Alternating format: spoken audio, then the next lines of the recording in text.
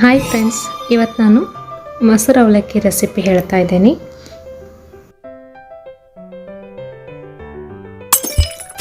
ಒಂದು ಕಪ್ದಷ್ಟು ನಾನು ಮೀಡಿಯಮ್ ಅವಲಕ್ಕಿ ತೊಗೊಂಡಿದ್ದೀನಿ. ಒಂದೇ ನಿಮಿಷ ನೀರಲ್ಲಿ ನೆನೆಸಿಟ್ಟು ನೀರನ್ನೆಲ್ಲ ತೆಗೆದುಬಿಟ್ಟಿದ್ದೀನಿ.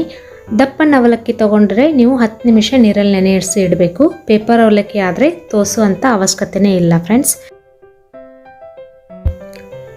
ಈಗ ಸಕ್ಕರೆ ಮತ್ತು ಉಪ್ಪನ್ನು ಹಾಕ್ತಾ ಇದ್ದೀನಿ.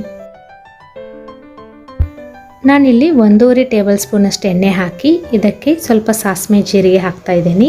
ಹಾಗೂ ಸ್ವಲ್ಪ ಶೇಂಗಾ ಮತ್ತು ಒಂದೇ ಒಂದು ಹಸಿ ಮೆಣಸಿನಕಾಯಿ ಹಾಕಿ ಒಗ್ಗರಣೆ ಮಾಡ್ಕೊಳ್ತಾ ಇದ್ದೀನಿ. ಕರಿಬೇವು ಹಾಕಿ ಒಗ್ಗರಣೆ ಮಾಡ್ಕೊಳ್ತಾ ಇದ್ದೀನಿ ಫ್ರೆಂಡ್ಸ್.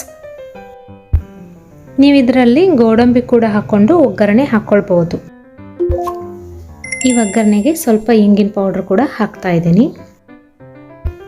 ನಾನಿಲ್ಲಿ ಇದಕ್ಕೆ ಮಜ್ಜಿಗೆ ಹಾಕ್ತಾ ಇದ್ದೀನಿ.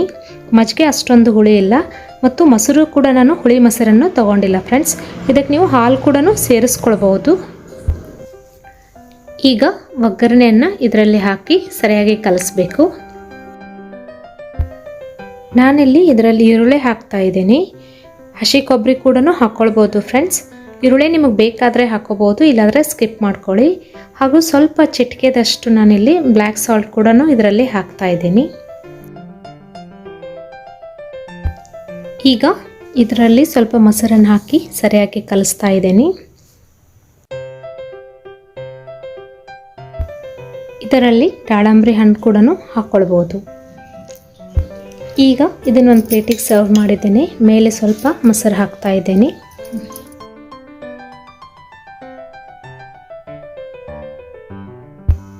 ಇದರ ಮೇಲೆ ಸ್ವಲ್ಪ ನಾನು ಪುಟಾಣಿ ಚಟ್ನಿ ಹಾಕಿದ್ದೀನಿ. ಅದು ತುಂಬಾ ಟೇಸ್ಟಿ ಕೊಡುತ್ತೆ ಫ್ರೆಂಡ್ಸ್.